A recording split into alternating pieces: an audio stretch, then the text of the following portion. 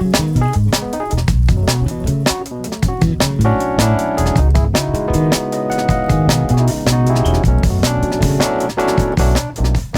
everybody, welcome back. This is our last panel for the day. Before we get started, I just want to send a big thanks out to MPSE and CAS for putting this together. This didn't happen easily. It took a lot of effort and extreme focus to pull this together because this is a lot of work. And I think the day's gone pretty great so far. I've had a lot of fun. The food was good. So thanks to everybody at MPSE and CAS for all your efforts to do that.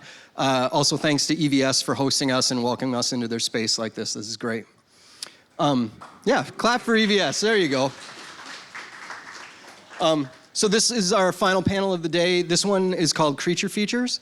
And we're going to talk about sound design and recording for fantastical and terrifying creatures. From folklore to legend, fairy tale to horror, let's discuss the techniques and creative processes with the sound professionals that make the creatures that both terrify us and give us comfort sometimes as well, I guess. So first off, let's meet our panelists. I've got our intros in the wrong order, so we'll just have people raise their hand when I introduce them. First up, we have Austin Creer down there.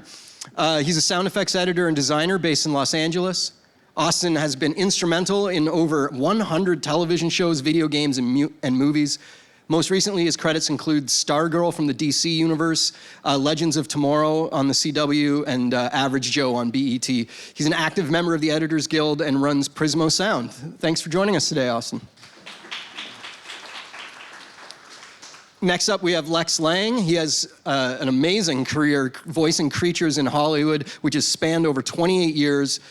He's a voice actor and voice match specialist, and he's contributed vocalizations and creature sounds, including animals, demons, zombies, the undead, aliens, vampires, and werewolves for over 100 blockbuster films and hundreds of TV shows, including Planet of the Apes, The Flash, Legends of Tomorrow, Jurassic World, Walking Dead, Paranormal Activity, Star Wars Rogue One, Deadpool, and another 1,000 credits that he gave me as well, so that's awesome.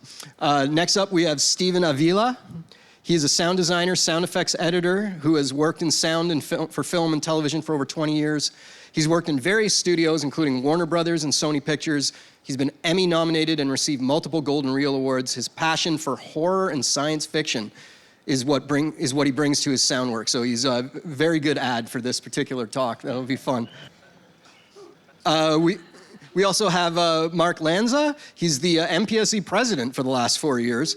And he is a nominee of multiple Golden Reels. Over his 30-year career, he has worked on countless projects, including Legends of Tomorrow with some of our other panelists.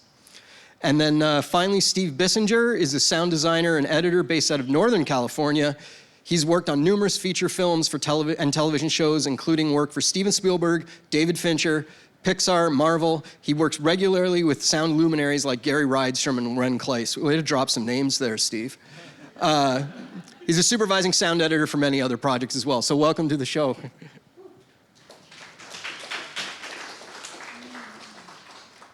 So we're going to talk about designing creatures, and for a lot of people, when they think about designing creatures, sometimes their first thoughts go to plugins. But I think that the plugins don't work unless you have the right source material. And I was wondering maybe, Steve Bissinger, if you want to take that, talk about where you go to find source material for your creatures. Is this on? Yes, there we go. I mean, you know, the range of possibilities of what might be needed is like endless. So it's hard to say like specifically what you would go to, but I personally like to go for more organic source material. I mean, I tend to think, you know, when you're looking at these creatures, they're already designed to look, you know, similar to creatures that we might know in some ways and then tweaked. So I think you're already predisposed to buy in to the vocals, whatever you put in there. And so, I mean, I'll look for animals, I'll look for, you know, I mean, sometimes there are sounds that are just weird. You could take a drum, you know, like maybe it's something that croaks, you know, maybe you can rub a drum but I like recorded material myself. And I probably do less plug-in processing. To me, the magic of it to me is really, it's a heavy, heavy editorial intensive for me anyway. I mean, I think you can take a snippet of a lion roar and connect it to an alligator and this and that, and you've got something that's, maybe you haven't done anything to it other than that, but it sounds like it's something new. And I think the other thing is tying it into picture, like editorially, whatever you're doing for other stuff, take it to the next level. If the lip does a little thing there, try and find a little thing. Some of that stuff's gonna get lost, obviously, in the mix with music and all that, but I think that really lends, believability to it. And so, I do use plugins. I'm imagining some of the same plugins that you guys would probably use. But I tend to have that not be the featured thing. If I'm gonna process something, I tend to try to kind of layer that in so it's not so obvious. I think some of those plugins, to me, if you turn them on and you put them on full blast, your stuff just sounds like everybody else's stuff that uses the same plugins. Okay. Yeah, I think. So, I don't know, that's kind of my general philosophy, I guess I would say. Mark, do you want to add to that? Yeah, I completely agree. Yeah, some of that stuff winds up sounding very processed if it's naked out on its own. So I love to start with organic sources and a lot of layering. One of the things, I wasn't even planning on being on the panel, but I have two of the guys that did Legends. We forced you up here. Yes, they forced me up here. We did Legends of Tomorrow together, and there was pretty much a new creature every week or two, and it was a real challenge because they just went from planet to planet and time traveling, and so you never knew what you were going to run into. And so Lex was the voice for most of those creatures, and then Austin was my effects editor. So we started out with getting multiple layers. I guess the biggest thing that we did all together was there were two characters, Kayla and Gary. Thank you. And Gary was the male, but yet he was very kind of meek, and Kayla was the female, but she was the one who used to do most of the yelling at Gary. And so we had two voice actors, and Lex would do the female because he was a very macho, voice. And then we had a girl who was doing the male vocals, and Lex would actually layer in a layer for the female as well. And then I would take, and he was supposed to have 4 different vocal cords in this monster. So we would layer Lex doing 4 different passes. I'm sure we can get him to do a little bit of some of that stuff. Yeah, they were speaking a language as well. So it wasn't just a matter of being guttural, one of the layers was kind of a thing where it was like, so we were doing a little bit of that, and you could get a sense of their conversations with each other. And then when they'd get a little bit more excited, they might do their, I don't know what you'd call their appendages their jaws would open up, And so we do this inhale screech, like you're like, like these kind of things. And then you pitch it and you manipulate it a little bit and you add it with the, and then together they sound really clicky, unique. You do the clicky pass. Just a little predatory vocal sort cord of movement, Yeah, that type of stuff is so important for the more intimate storytelling type stuff. Yeah, there was usually a dialogue between those two characters, so I had to kind of build phrases where they would carry on a conversation, and you really needed kind of the mood. Gary was terrified of Kayla. Yes, the male was terrified of the female, rightfully so.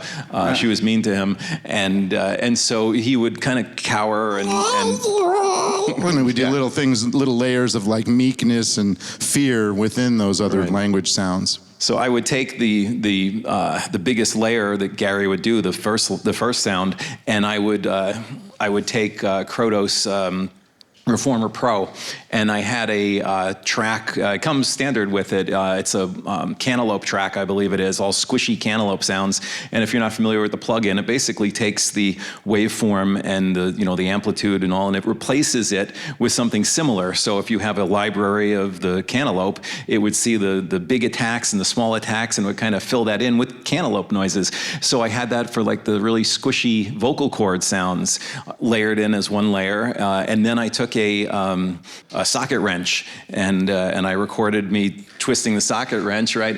And I pitched it up, and then I would run it through the same process and make a separate layer so the mixer had it, separately. He can mix in just as much as he wanted.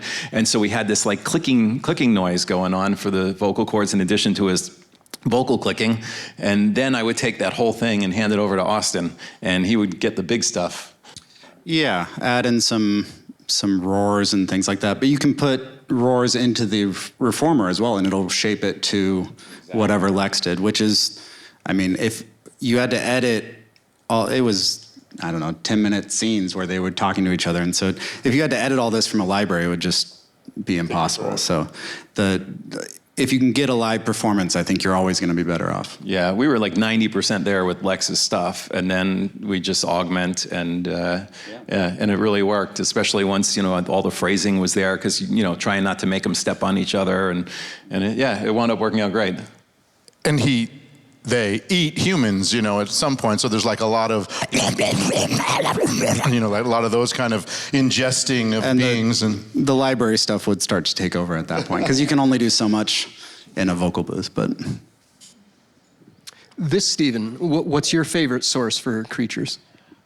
If I can do it with my voice, I will try. But there's so many really good libraries out there right now that usually I have something in my library that's a good starting point. And like he said, usually a creature will remind us of another animal. Mm-hmm. So we'll go to animals. I think walruses are pretty cool sounding. Camels, screaming horses. But one thing I like to do is in SoundMiner, I like to think of a keyword that I'll search that's maybe it's very general, like maybe the word shriek. And I'll do that search and I'll lock it and then I'll randomize it. There's a little roulette wheel. I don't know if you've ever seen it. I use that all the time, yeah. And that will just bring up sounds that I never get to in my library, and I'll just start listening to stuff and things that you never thought would maybe work. You start hearing them like, oh my God, that sounds cool. I want to try to use that. So I try to use my voice, but the library is pretty cool, especially, we see ads for libraries every day now, and they all seem really cool. So those are my sources. And then I also, besides my voice, I look around the room that I'm in, and if I see like a vacuum tube sitting on the floor, I might grab it and just start screaming through it. Just stuff like that, experimenting, or if you have a door that squeaks really cool, that could transform into a vocal, that is something I would do. But as far as going to plugins, I try to keep it to the basics, like reverse, pitch, speed. But then, once you start adding the monster plugins, you can definitely hear it sounds fake to me. So I use them, but maybe as like a layer underneath what is the more full sound. So that's, Awesome. So maybe since we do have 3 people from Legends of Tomorrow here, maybe we can do a bit of a case study. So are we getting Lex to come in and record the picture? Are you building libraries out of what he's saying? Like the example you already used seems like it had to be to picture. It was mostly to picture. Mostly to picture. And are you booked the same way any other voice actor is booked? Just for creature stuff? And what do you require before you arrive? Or do you just show up and get stuff thrown at you? They'd roll a boatload of money over to his house. No, often if I can see picture before I actually go in, that's very helpful. And I think I was able to see picture on a few of the episodes to give me an idea what the actual creature or alien was. They were practical too, on set, right? Yeah. The creatures. Yeah, they were practical. Except sometimes all we have is a JPEG to go off of. Right, so except when he did like the eating humans and he would open up. CG would take over, CG. yeah. Yeah, so most of the time I see picture. If I don't, the first few minutes of the session is talking with the sound supervisor or whoever's editing, and we kind of agree upon what we're looking to achieve with the sounds. Yeah. And our showrunner, Jeff Garrett, was very involved as well, and he's very particular. We typically get about 11 pages of notes at the end of a mix to go through. So he was involved with every aspect, including, telling Lex what he was looking for, and, and Austin and myself. And Austin had been doing this series for, I think, 5 years before I got there. So he was, a wealth of information about everything that had previously happened on and what we were looking for on the stage. So I really relied on Austin a lot. So when you're done recording with Lex, How do you go about getting that into your sound effects session, and what level of detail are you going with other sounds adding to it? Well, I would take the raw Lex recordings, get them, really just tightened up a little bit into the phrasing, because we had the multiple layers, and so they didn't all exactly happen at the same time, which I wouldn't make them always happen at the same time. Sometimes one sound could kind of bleed into another, but get a phrasing, especially depending on if the second character was in the scene, then I needed to make time for the other character to respond. And distinguish it from the first one. But yeah, once I would get Lex stuff and add my layers to it, then I would ship it over to Austin, and he would assemble it from there for the mixer. Yeah, I would take it all and just throw it in the trash and start fresh. He gave... Well played. Mark was very organized about what he's... So we had I think it was 4 tracks per... Yeah, four raw tracks. Yeah, so we had the 4 raws and the 4 process down below. And then I would go through and kind of comp even more, make some choices, and then give all that to Joel on the stage, and he would make more choices. Yeah, Joel Catalan was the effects mixer. And how much processing is he doing then?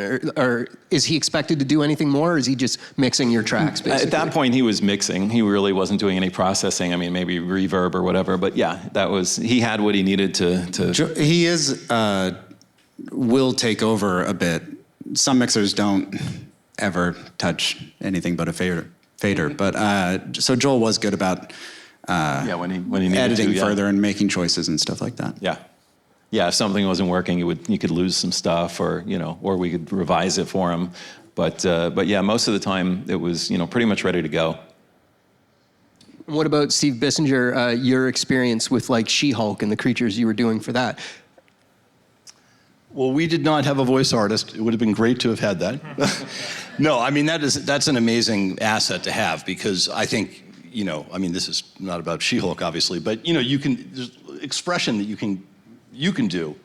A lot of times when you're, pulling from a library. So I guess I would say, like, one of the first things that I would do with whatever I'm working on is really just look at everything I'm gonna need. Like, how often does that creature happen? What's the range of expression I'm gonna need? Because, if you're pulling from animals and things like that, you may not have that full range of, you probably won't have that full range of expression from that one animal. So, like in She-Hulk, for instance, we had these flying demons, and I should give a shout out to Tim Farrell, because he did a lot of amazing work on that as well. But so, we were looking for things. I immediately thought of like birds, vultures. They were kind of nasty. They're flying and grabbing at people. So for that, I guess it was, and Tim actually did record his own voice some. That was one of the layers in that. So, like you guys, I think, using your own voice can often be a really, really great resource. So it was a lot of like stitching together tons of different things, frankly, with like tiny little edits and like just super precise editing to kind of make it all work at any given point. So, a piece of voice, maybe you're sweetening it with a little bit of a bird screech, but you're making sure, you want to make sure that it's really topping perfectly so that it doesn't feel like you're hearing 2 animals or 3 animals going. And and the other thing is, I guess with creatures, I tend to think of them as like in 3 parts. Like you've got the vocals, you've got the movement, and you've got your footsteps, or in this case, wings. Almost every creature, I think that's kind of the 3. I don't know if you guys agree, but those seem like the 3 layers that you would have. So, in addition to designing vocals, you're designing footsteps potentially. So for wings. I have a big heavy leather jacket that I would like shake around. And we have tons of wing stuff in the library, so I had that to pull from too. I always, if I can, I like to record new stuff just because, it's cooler to record new stuff, Always. But, I go to the library as well for stuff like that, so. And sometimes when I'm brought in and there is something like wings, if the library is just not hitting the sync, I might just be like, I'll give some sounds, they'll slow it down, and then they'll be able to just drop them in sync, and it'll save a lot of time on the mixing side of it. Yeah. But I mean, if that animal has to, or the creature has to really expressive, like something, you're probably not it's probably gonna be somebody like you. Yeah. I think. Maybe with other stuff added in, maybe to kind of add it, but Yeah, and then there were times where either if we didn't have the visuals, or if or sometimes Lex would just throw in, well, here's a wild track of this, and he'd go on for a minute doing whatever the sound was, so I could grab it and move it around and have just some extra stuff to work with, which was a great resource. For movement stuff, especially if it's a really wet creature, or even dry, but I've been finding that I use Reformer Pro, and I'll do the wet, what is it, wet fruit? It was like setting fruit or something, cantaloupe or something. And I just blow into my microphone, so I'm going whenever they move, just blowing, and it comes out as movement. And so yeah, I like recently I did a Christmas horror movie. The best kind. And they're about ornaments that turn into monsters, and one is a soccer ball, so leather. There's a leather setting on Reformer. I was blowing into the mic every time it rolled and moved around. I was using Reformer for that. Yeah. That's really cool. A lot of times in the layer process, it's important to remember that creature can breathe. And so you want the breath of that creature as well. And that's where a voice actor can come in for like simple things like, or it's hard to hear on this mic really, but just like a little, soft palate rumble as it approaches another character. Those are often more difficult to find in a library. And it's Library easier just breaths to are have. very bad. Yeah. It's good to. Gary Rodstrom said to me recently, it's the breaths that sell it. Yeah. Yeah. And they I don't agree. exist and I think in that libraries. gets back to the detail thing. Like, if you just put the roar in, Yeah, if he takes a big inhale before the roar, you're like, oh my gosh, or that's even alive. just the little, Yeah. like a little whatever. All Yeah. those little details that because we're so sensitized. I watch you talk, and I can. We're very sensitized to all the little details that come out of somebody's mouth, and you want that same thing out of a creature, I think. And the way that they're mic'd, the amount of gain, like right now I tried to just do a little subtle creature sound. It really doesn't come through the speakers the way if I'm right on a 416 or a U87 and I'm just going, you can hear the little rumble of the soft palate. When the gain's cranked, it sounds like a very big breathing it gives the entity. weight. Yeah, you Yeah. got the weight of the creature. Yeah, absolutely. And one of my favorite things to do with the big creatures when they're full-on roar is I grab like an engine like from like an offshore racing boat, and you just throw that in there. You should try that. It's kind of a cool element. And you talking about like grabbing a hose or something around, or I found that like some plastic garbage cans actually work very well for doing different kinds of creatures, and a good Darth Vader impression as well. If you ever want to do a Darth Vader, just put a garbage can up, and it really works very well. And getting what you were saying about just finding things in the library randomly, it can be really helpful to like. Because sometimes you'll record something that is not a vocal at all, but it's like, wow, that's sort of vocal-like. Notate that in the library, put in shriek or whatever it is. So so you can find it. Right, later, and it might be just a cool element, that you wouldn't have found otherwise. Right. Yeah, I was talking with one of the guys from the Transformers. He was saying that he pulled into his driveway one day and backed over the hose. It was like 11 o'clock at night, and he thought, that's a really cool noise. So he dragged the hose through the house into the bathroom, and his wife saw him going through the house with this. And so we started trying to recreate, the weight on the thing and getting that gurgle, and it wound up being one of the main elements in one of the, transformations in the movie. So you never know. The liquid inside the hose? Yeah, the liquid inside the hose. Yeah. Cool. I worked on some Star Wars films doing aliens and creatures and things and Wookiees and all sorts of things. And I worked with a guy named Matthew Wood. You probably all know who he is.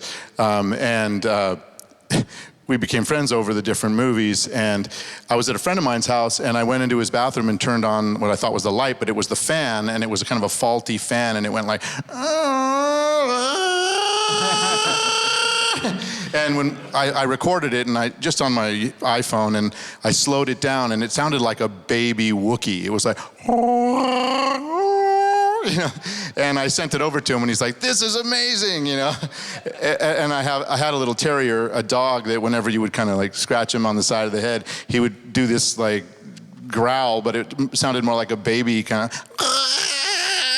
And I recorded that and sent that over to him, and then when we pitched that down, it sounded like this really bizarre kind of alien that you would never find in a library, but it was just, those kind of things are really cool to incorporate as well, I think.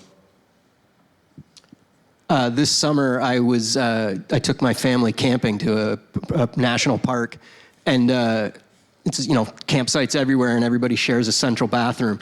And I went into the bathroom during the day, flushed the toilet, and the toilet made the most insane sound I've ever heard.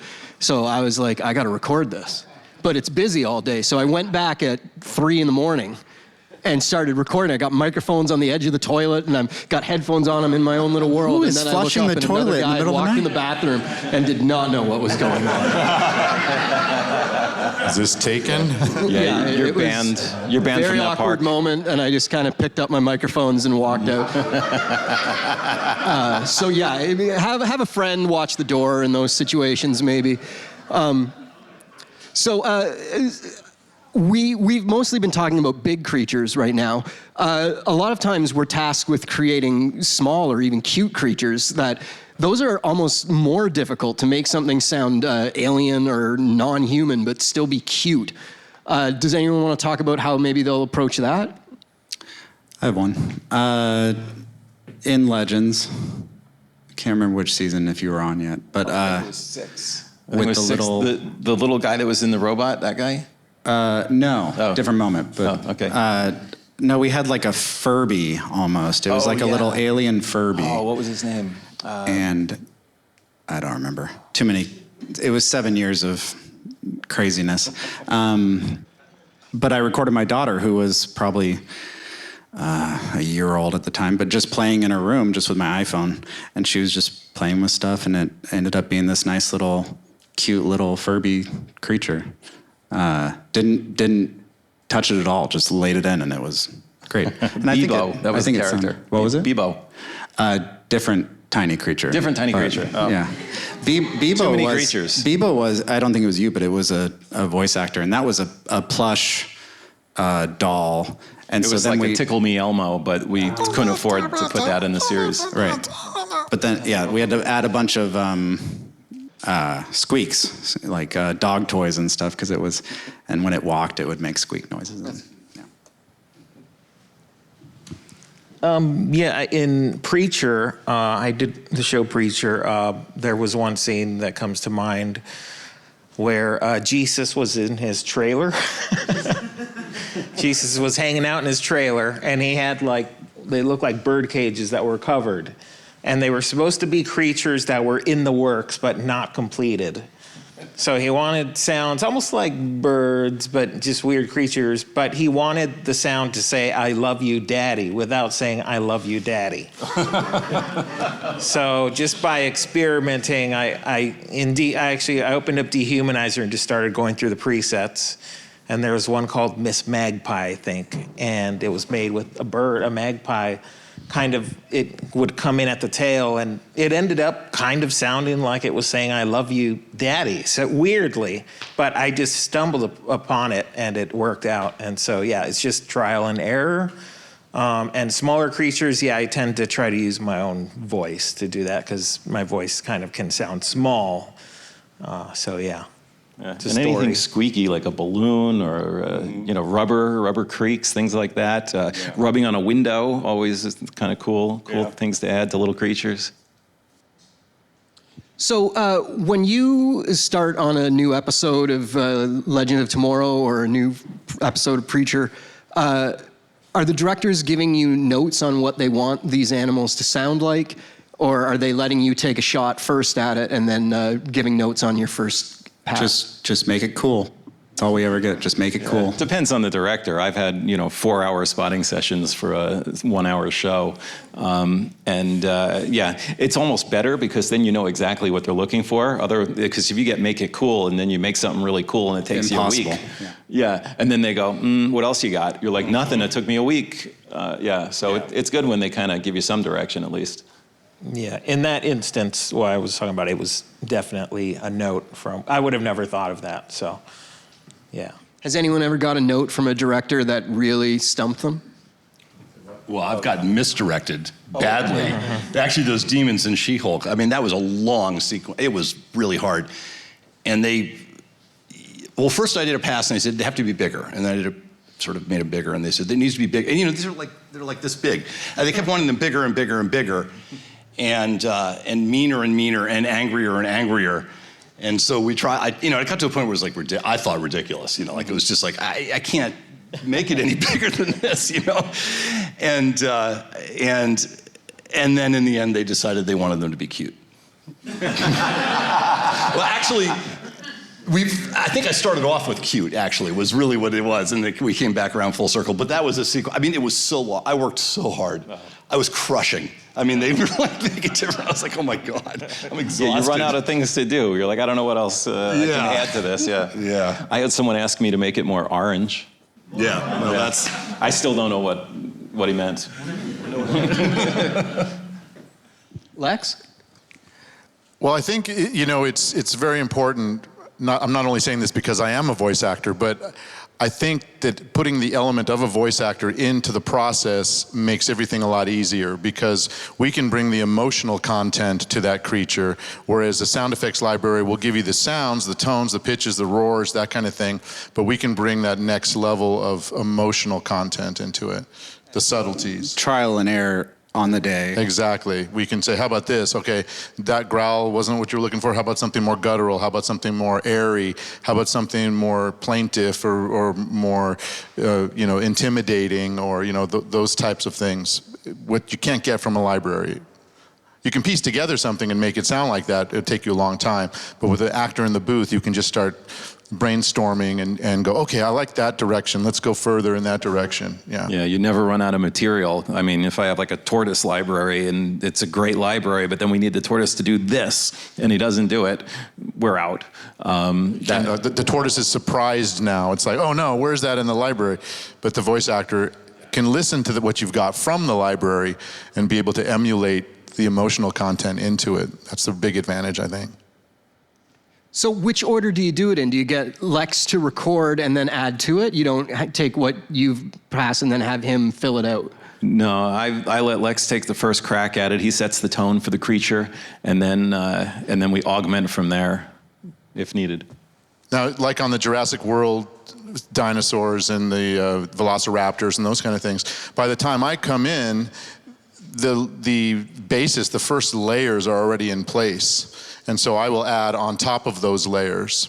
Whereas like a Planet of the Apes thing, if I'm playing like a silverback who's like enraged, it'll start by them providing me a library of what enraged primates sound like.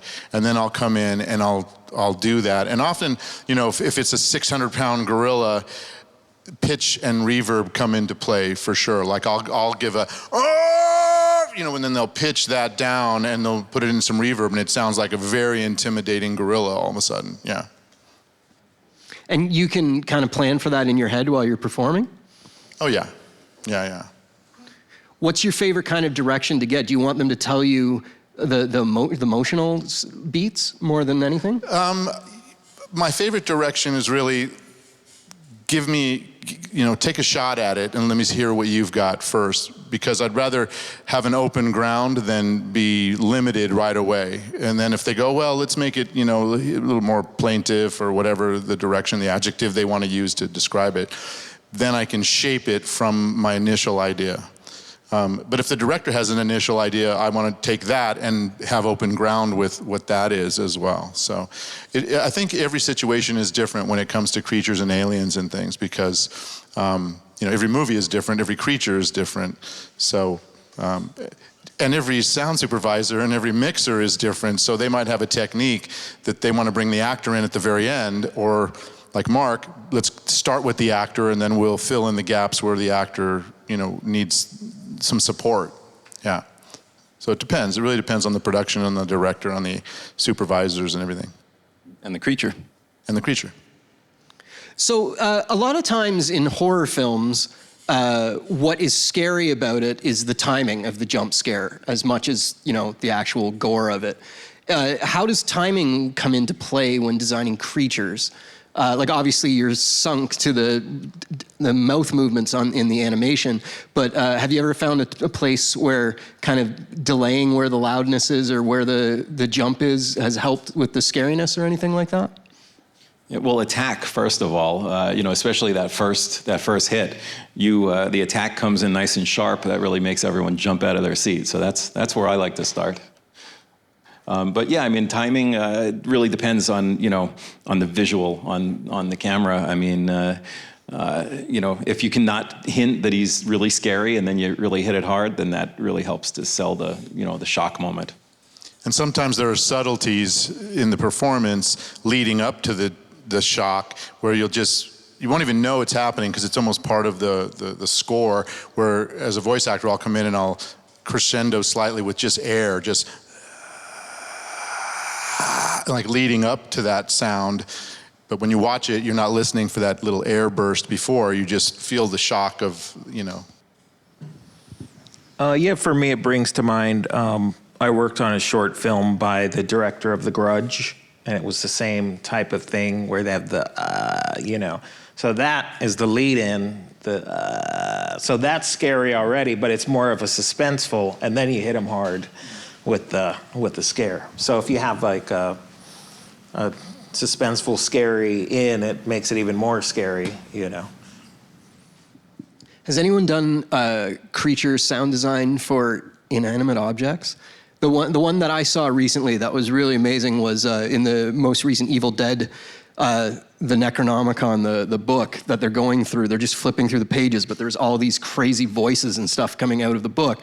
And that kind of thing, we were all talking about how the creatures, you know which way to go because it resembles something in real life. Have you ever come across something like that where there is no exact reference in real life? And how have you tackled something like that, Lex? Yeah, often in horror films, if there's like a book that they're opening the pages of, the director will say like, let's imagine we're hearing sounds from hell or something, like the people in torment, where you're not actually seeing people being, on a rack being tortured, but you want to have that visualization of that when they're opening the book. That happens often in horror movies. And how do you tackle that? You give them the sounds of what they describe, like somebody on a rack or somebody having their skin peeled back or, hot skewers in their eyes or whatever it might be. Just everything you can imagine that hell is, those types of images, if you can try to vocalize those, that makes really, especially because often it's not just one of those sounds, it's a cacophony of the different sounds that are all happening at the same time that give you that chill on your, make the hair stand up on the back of your neck. Austin, what's the scariest animal you've ever created the sounds for? What's the scariest animal? I guess it's scary as in the ear of the beholder in a way, but I've done so many demons. Like there was a couple of cool demons in a show called Constantine. I don't know if anybody ever watched that show, but he's down in like the sewers, and I forgot what the name of this demon is in particular, but it was really freaky looking and very scary. And so, it depends on the design of the creature as well, like what makes it scary. If the design, the direction, and the performance all sync together well, that's when you're going to get the shit scared out of you. Yeah. And any movie that has the word exorcist in it, you can imagine that there's some person who's possessed completely who can like spin their head around and vomit, do whatever. And those are, to me, the original Exorcist movie was always something that terrified me as a kid. And so like if I see something like that on screen, that gives me kind of like, ooh, So it really is in the eye of the beholder though, what scares you. Some people, it's a clown holding a red balloon, you know what I mean? Yeah, I think the less scary something looks or should be, usually the scarier it is, as opposed to just an obvious monster from hell. Yeah. Something that's not, like dolls are always terrifying. And usually it's super subtle sound design with a doll as well, so it's a challenge. Steve's, what's the scariest thing you guys have designed for? You guys ever scared yourselves? No, I've never scared myself. But I've worked on. Of course, these are like 6s, 7s, and 8s, and Hellraiser movies, Mimic movies, Pulse. I did all the Pulse movies. So those are all pretty scary. Leprechaun.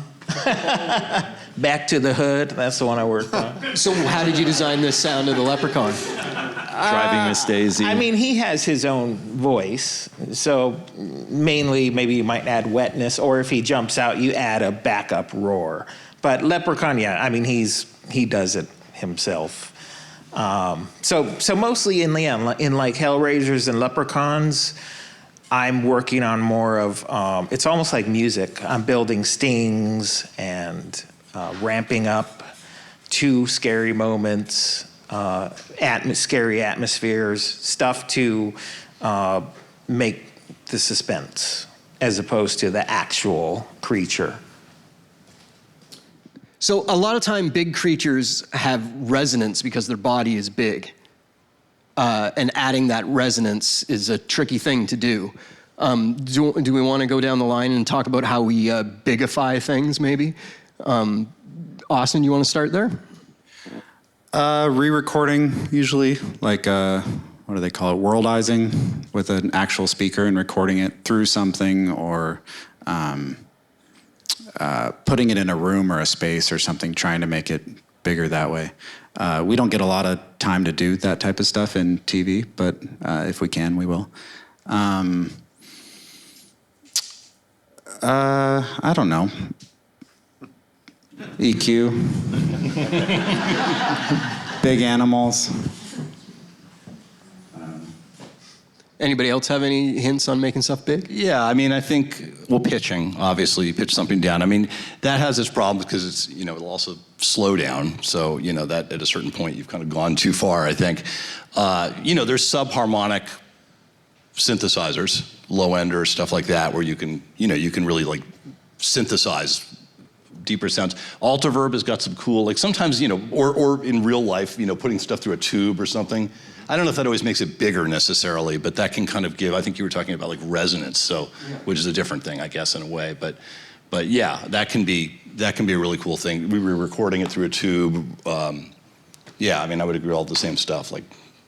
Yeah, adding some low end, getting like a thump in the middle of a roar or something to really just move air in the theater. Yeah. Or that subwoofer lube track. I love that one. You just watch the subwoofer kind of go in and out, and that always adds a little scary weight to everything as well. Yeah. Yeah, and sometimes a little bit of compression, or I use uber loud a lot to get the low end to pop a little bit.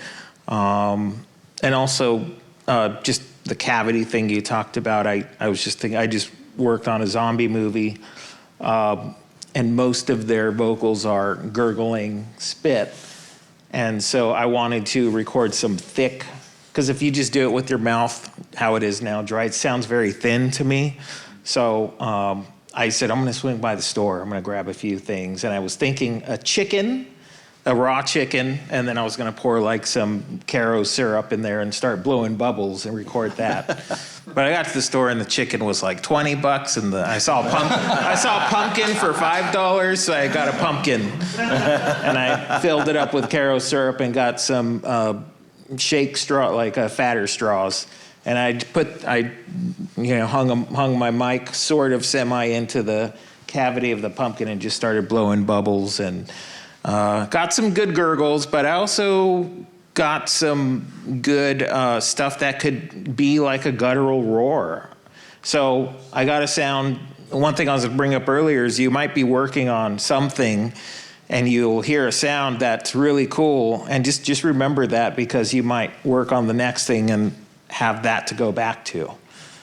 So just trying to remember cool sounds from the past is helpful, because you remember it and you're like, oh, I could use that thing from the other movie here. So yeah, whenever I record something, I try and put anything I might possibly use it for in the future into the field on my sound miner, so I can find it later. Right. Yeah. Even if you don't use it on what you intended, it might work later. Yeah. And the only other thing I would say is sometimes you can actually layer in another sound, but that's where I would say, that's a lower end sound, but that's where I like get in. I mean, I'm lining up like, mods and stuff, so that it really feels like it's not two things layered. It really feels like just one thing, but that can be really effective. I'm really glad you went with the pumpkin and not the raw chicken, because chicken sounds like just a way to get salmonella really quick. I would have definitely thrown it away right after. Yeah. A straw into a raw chicken just seems like a bad idea, but Sounds like a good idea, though, yes, right? yes. The sounds would be wonderful. Well played.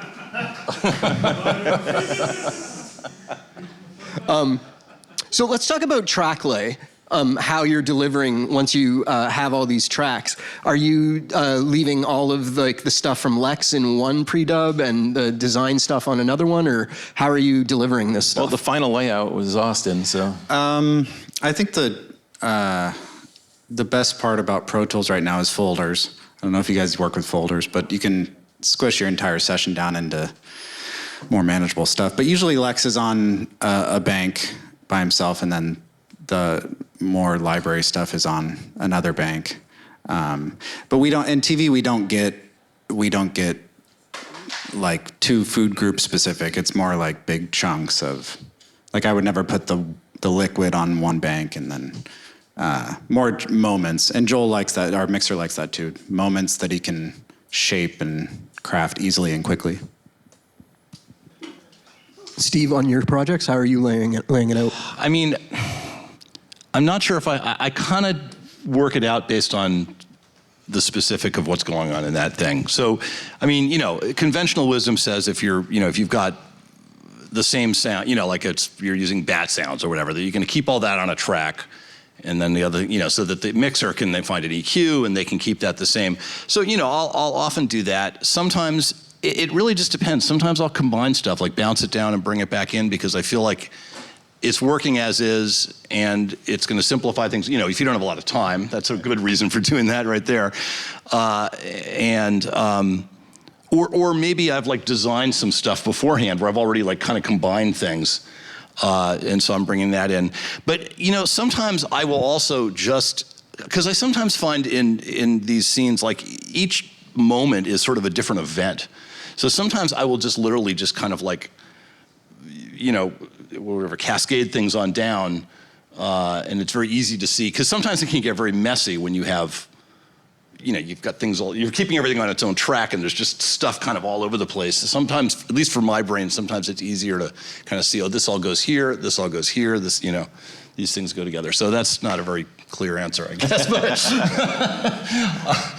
Oh yeah, it's kind of show or scene specific. I mean, I'm sure Austin had because there was so much going on, like in our show, probably creatures on one set, and glass crashing and gunshots or lasers or whatever, weapons, and just so the mixer had like a general, here are all my weapons, here's all my, my metal crashing, because there were just so many tracks to deal with. We had a bank called The Flash still, I think, because the template came from Mark on The Flash, and so we didn't have The Flash in our show, but we had a bank called The Flash, so that is the definition of not organized, but we got through it. It depends how much time you have, right? Sometimes it's like there is no organization. Well, that was my next question. On something like Legends of Tomorrow, what's your turnaround per episode? Oh, it was a week. It was one a week, and they were packed. And everyone was in a different world, a different planet, a different time zone, because they were time traveling, new creatures. It was insane. And final VFX the night before day 3. It was 3-day mix and final VFX the night before. Yeah. Day 3. Yeah, I don't know how we did it. And it was a 2-day mix, right? 3-day. 3-day? Okay, sorry. I blanked out one of the days. See, that's what that show did to me. Jeff Garrett, 11-page notes. At the end of day 2, final VFX that night, and then have to put it all together for day 3. But. Yeah, it was a crazy one. So it was 1 week of sound editorial? That was it? And what was the size of the crew? Just me. just him on effects. I was shooting and cutting all the ADR and on the stage. I would usually just go to the last day of the mix because I would do fixes on the fly. He couldn't do fixes unless it was something really specific, because he was too busy cutting the next show. So I would do all my dialogue fixes and the effects fixes. And then we had a dialogue editor, and that was the crew and 2 mixers. Wow. It's nuts. So you didn't sleep then, Austin? No, I actually had another show I was doing at the same time. Oh my God. When you're working with Gary Rydstrom, I'm assuming used to longer turnarounds than that? Yeah, I mean, but I've actually never worked with Gary on anything that involved a creature. Okay. But yeah, a West Side Story, which I did with him, was you're gonna hate me for this. This is never gonna happen to me again. It never happened. I had a year to cut. I mean, I touched all the reels, but basically 2 reels. I've never like. Yeah, that'll All right, never happen. we're going to again. talk later. I never worked for, you gotta give me a year. No, I was doing another show. I didn't have a year actually. I had like only 8 months. Oh, much better. But you were constantly conforming, right? Yeah, That was the beauty of temping it over and too. over. Spielberg is just like, he sees it when he's shooting. Anyway, this is getting off of creature stuff. But. No, with the exception of visual effects, we were always locked, which helped immensely. Yes. You kind of have to, right? Oh, you have to. Turn. Imagine with all those tracks trying to conform and move scenes, forget it. So let's talk a bit about how you deal with these last-minute visual effects. Because so you're designing to either really low-rendered animation or even words on the screen sometimes, I'm assuming? A word bouncing around, and they never kept the same. We had a guy who called the Atom, that basically Iron Man, but for DC, and he could shrink and he could fly, and they would just put Atom, the word Atom, and just kind of do this for days 1 and 2, and then on day 3, the night before day 3, we'd get the final visual and have to recut the whole thing.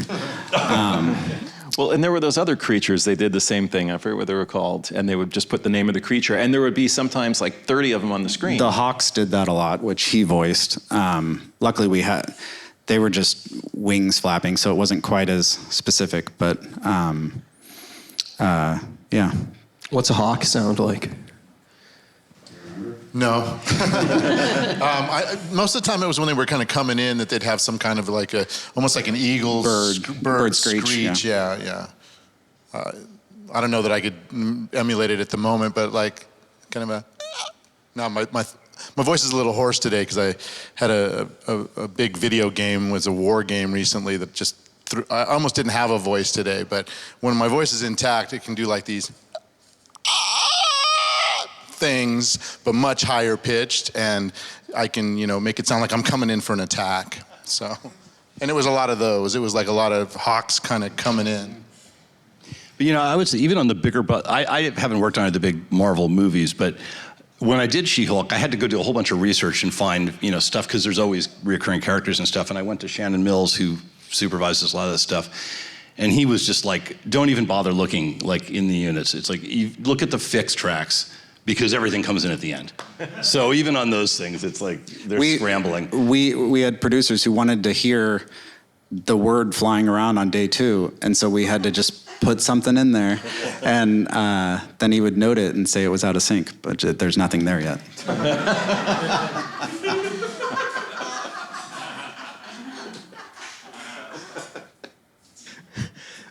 Lex, you're just talking about having your voice fall out on you. How do you protect against that? Like, do you have limits on how long your sessions can be, or? If it's like I do video games and animation and things as well. If it's a video game and it's like a war game, there was one video game that was called Evolve, and I played this half cyborg, half Norseman kind of character.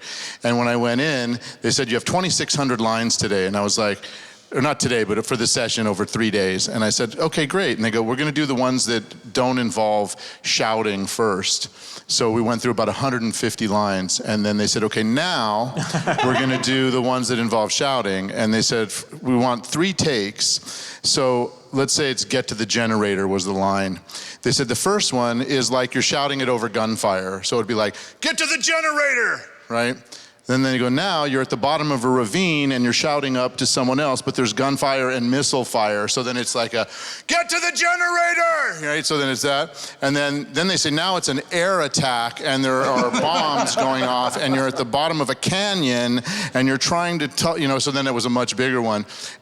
And you can only do that for so long. Like the human voice isn't designed to scream at the top of its lungs for hours on end. You'd have had the generator by then. Yeah, we'd have gotten to the generator by then.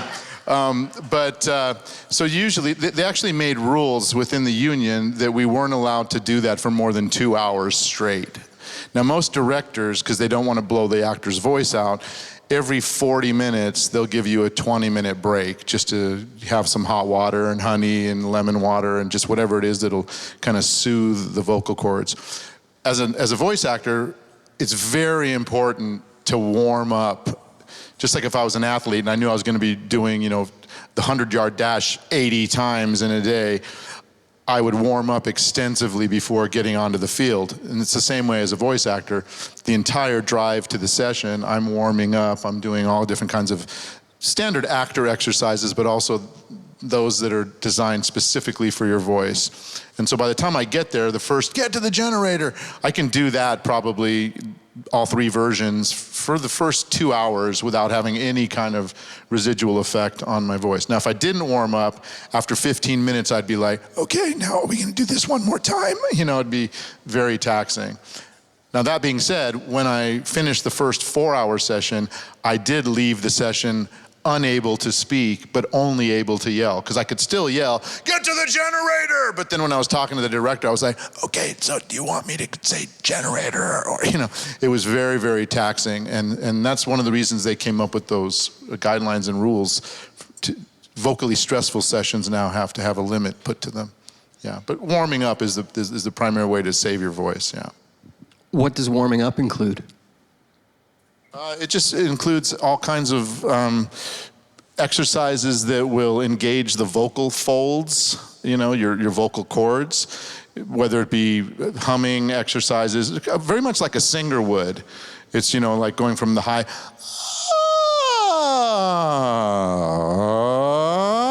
you want to just like completely get that, and then plosives and, working your tongue, making sure that you can do everything you'd need to do as a voice actor the same way as an athlete would have to warm up before they run. Yeah. But there's standard actor exercises that you might do if you were in theater, yeah. Austin, when you're working on these super fast turnarounds, do you have any ways to keep your momentum going forward, or without running out of steam, like similar? The only thing I do is every time I get a show, one of these shows, I cut the whole thing very quickly, like in a day or 2. I mean, just putting stuff in, whatever, like even the stuff that he's going to cover later, just to have a thing there. And then once I know in my head that I have the show cut, it's a lot easier to get creative on certain parts and move past other things. And some of it sticks, a lot of it doesn't, and I don't know. We're going to open it up to Q&A from the crowd, so if anyone has a question and you want to start making your way up, that'd be great. We got someone. No, you, yeah, go on. What do I do? So the one thing I thought wasn't covered, which comes up sometimes, I think I know the answer to this, but I just want to hear what you folks say, is when you're doing the sound design for a creature, but that creature speaks dialogue as well, how much of your effects chain and the additives and anything comes from a voice actor, but then obviously how much of that do you apply to the actual spoken dialogue?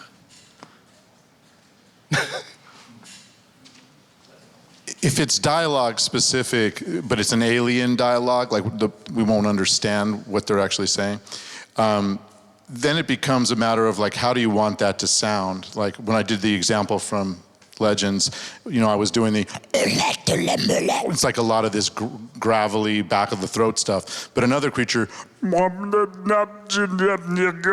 have like a reverse sounding voice that's very, I won't call it Fozzie Bear or Yoda, but it's got like a lot of that placement in it. It's all about placement, and then it's working with the director, and then it's also seeing what they're saying or doing in the scene that's going to help shape what the voice is doing. And then you can add those clicks and those little scratches, sounds, and I really like what you said about like finding a drum head and like rubbing your thumb against it to get like getting some of those things and combining them in the right spots is really what makes that whole creature sound come to life. And thinking about like what do your vocal cords do? I mean, that's very similar to what your vocal cords are doing. Yeah. So, do Do you ever, I'm just out of curiosity, we were talking about District 9, which I think both of us agree is like one of the most brilliant creature designs. It's amazing. Have you seen that? I don't know if you've seen that. Yeah. I mean, so he invented he literally like mapped out a language. Do you ever try to do that? Is that? Yeah, sometimes, depending on what the film is and what the context is, you can do that. The director will have that in mind when you get there. They'll say like, Jean Tak Trok means this, like a Klingon language or whatever, like in Star Trek. So, yeah, that does come up sometimes. So they can revisit those phrases in different parts of the film or TV show, and the people who are watching have caught on to like, oh, that means he's angry or he's about to kill that guy or whatever it is. Yeah, that's cool. Good question.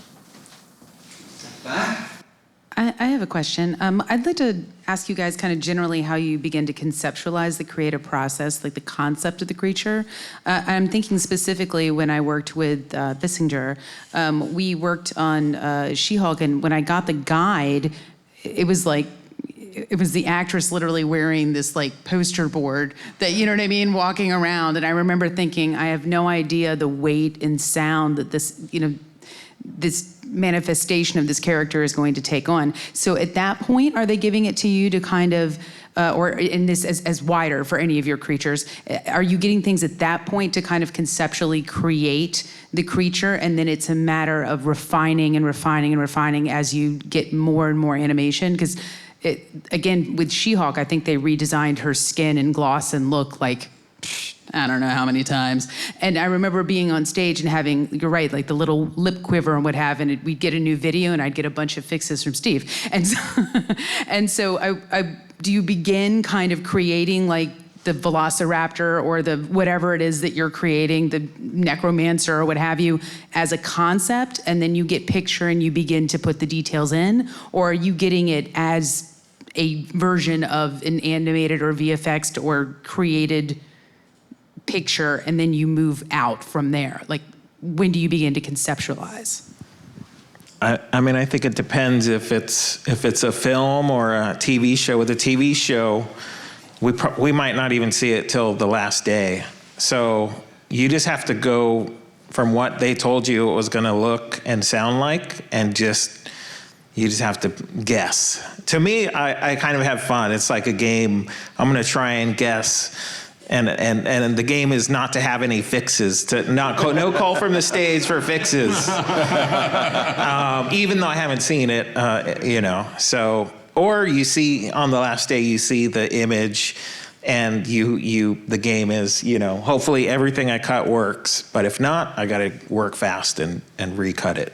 Yeah, I know there were times where I was on the stage and the visual was so drastically different from what it was, what the editor had, that I was just designing stuff on the fly on the stage and thinking, wow, the editor's really going to be surprised when he sees this air, because nothing he cut was going to be in this section. But there's one of my favorite stories where it had nothing to do with the creature, but the one character was kind of standing up and making this weird face, and another one was like kneeling down and making this weird face, and the director said, well, this one is getting the powers from the other one, and we're going to have these two snakes of power going from one to the other. And I'm like, okay, cool. So I designed this swirling, whooshing, cool, I thought it was a cool thing, and we mixed it in. There were still no visuals. It was the last day of the mix, and then a new tape show or a new drive shows up with a picture, and you see the two characters, and there are these giant rings going from one to the other, and I'm like, well, what's with the rings? And he said, oh,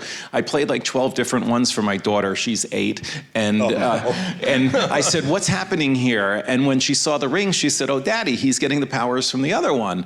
So that's the one I went with. I'm like, well, that was great information a few days ago. So I designed these rings, and I gave him to the mixer. He had to remix that whole scene, and the guy goes, no, that's not it.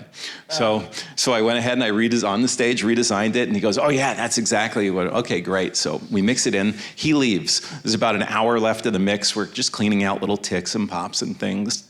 stuff we hadn't gotten to while the director was there. Drive shows up, and new picture, and no notes, by the way, of anything that's changed. So we're kind of spot checking things along the way, and then we see, I go to the ring thing, and we see, and they doubled the amount of rings going from one to the other. So of course now I have to double my amount of rings, give it back to the mixer. He remixes the whole scene. This was Nick over at Sony. So we mix it in, great. About 20 minutes before we break for the entire day, Drive shows up. I didn't even know it was coming. A runner showed up, and I'm like, what's on it? He goes, I don't know, I'm just told to deliver the Drive. We put it in, and of course, they changed it. And we don't know if they changed the rest of the show. We didn't even have time to watch it all the way down. But I said, just go to the damn rings. So it was now like little ring, little ring, little ring, big ring, little ring, little ring, little ring, big ring. So I just cut an explosion on top of every big ring and shipped it, and it played. Ridiculous. I mean, Carol, so I could tell you what the process was on that for me. I think I had a couple of, rendered chunks. And I mean, you saw it, like it's a very smooth, it's a very smooth transform.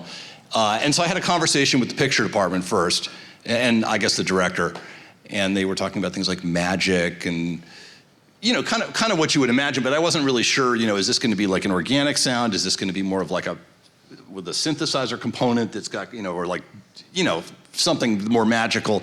So, I mean, I initially sent them, I did like 8 different versions and a few versions within that, and they reacted to that. And we all settled on actually what it pretty much what it ended up being, which was a very smooth transform. This is not about the vocal, this is just about a transform. And then we got on a call with Kevin, who's the head of Marvel, and he said, no. We have to be able to understand that she's transformed off screen.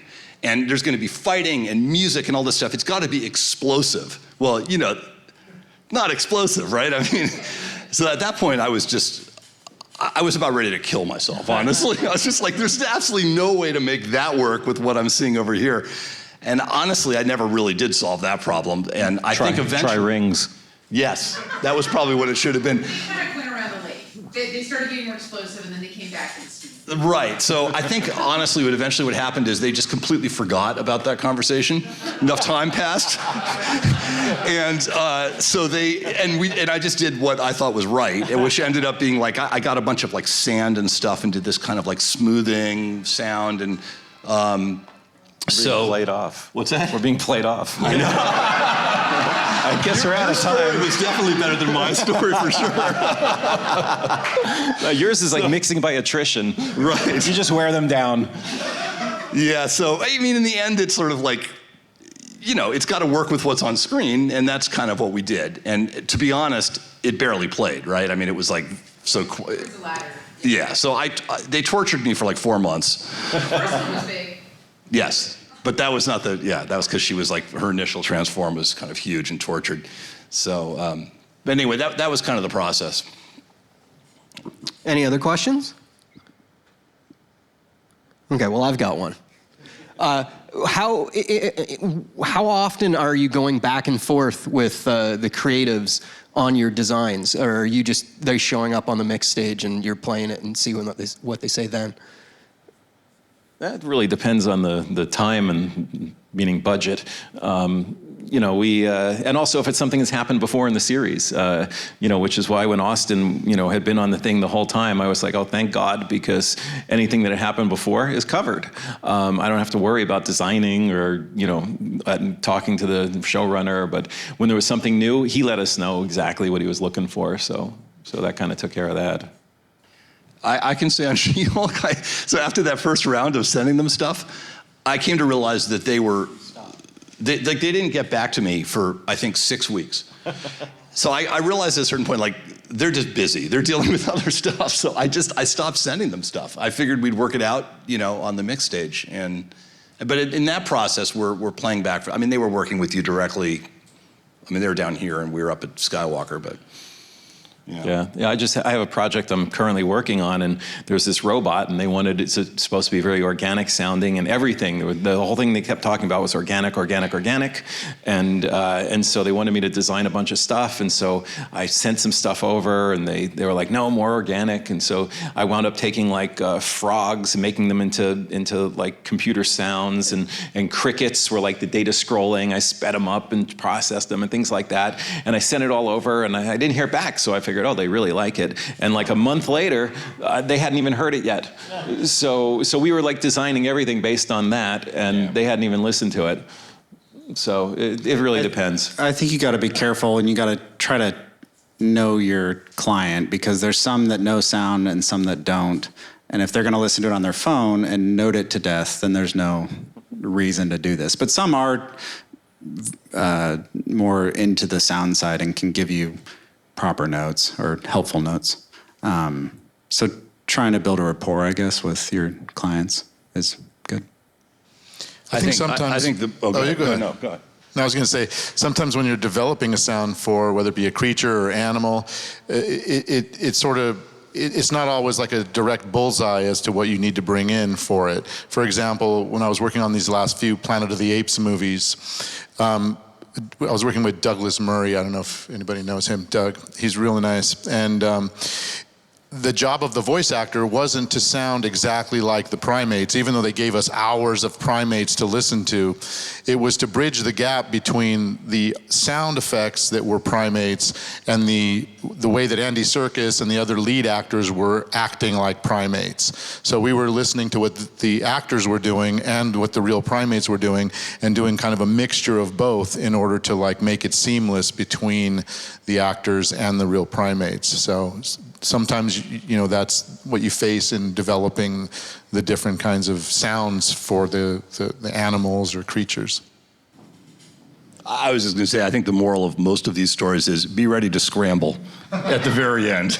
Yeah, in the TV shows I've worked on rare occasion, I have sat down with actual directors and producers, but that hasn't happened often.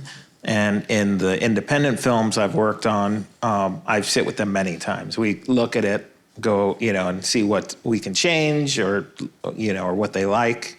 We look at it again until they like it. Oh, go. I'm sorry, I have one more. This is a great panel, by the way. What about animation versus actual live action creatures? Is there a different approach to the fidelity of dimension because I would imagine you're matching visuals. Based on the type of animation specifically, or just animation versus live action, there's definitely a realism dimension that is diminished by it being animated. Is that part of your creative process as well? Would you do less fidelity for something animated and more worldizing, more fidelity for something that's live action? I mean, I think it depends, right? Yeah. I think I sent this to you. This is not, I think of this as a creature, actually, but I did a movie with a bear in it. It was a huge mythical bear. This is a long time ago, chasing Anthony Hopkins and Alec Baldwin around Alaska. And that had to be very... What movie could that have been? What's that? A bear with Anthony Hopkins and Alec Baldwin? What movie could that have been? Are you asking? I know a movie. Yeah, it's called The Edge. And that was hard because that was a real character through the whole thing. But to answer your question, that I think needed to be very high fidelity and very believable, even though it was stitched together from all sorts of different animals. That was, and it's playing in a theater, and it's got to be huge. But like in What If, which I just finished, there was stuff in there that was supposed to be intentionally kind of kitsch. So I sometimes went for really intentionally lo-fi stuff that sounded like, old Japanese anime or something, I think as a voice actor, when I'm playing an animal that's in an animated piece, I can incorporate more humanistic emotions into that animal. Because usually the animation is going to be geared more towards the emotions that animal is feeling, almost humanizing it in a way, whether it's a dog. Like I'm on an animated show called Curious George, where I play the dog Hundley, with the doorman owns this dog Hundley. And often the dog is doing all kinds of things, like is disgruntled because because George has made a mess in the lobby or something, whereas a normal dog, if it was in a movie, wouldn't be having the same kind of, you know, like little sounds where, oh, not this monkey again, you know, those kind of things. So when it's animated, it gives us an opportunity as the actor to humanize it more and to make a connective piece for the viewer that's more emotional based. It also matters how old the final viewers are supposed to be. The younger the viewer is supposed to be, the more you can go human, because you have to spoon feed them the emotions a little bit more, where with older content, you know, you can let the picture tell some of that story, and you have to be a little more real and scary sometimes. Exactly. Both good questions, though. Awesome. Well, I think we'll wrap it up from there then. Let's give a big thanks to all our panelists.